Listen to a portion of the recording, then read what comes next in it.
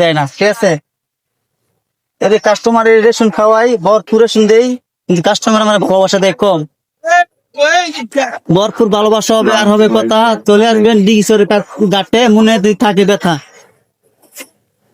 মাইকের লইগা ভালো করে কথা কইতে হয় না, ঠিক আছে। মাইক কতদিন পর মাইক ছেড়ে তো এর লেগা থামে থামে ভিডিও বানানো লাগে।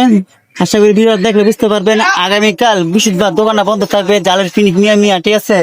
সাপ থাকলাম, ঠিক আছে, সুখ শখ কইরা আপনার ভালোবাসা দিবেন তো, এর জন্য বালতি ডাবলি আনছি।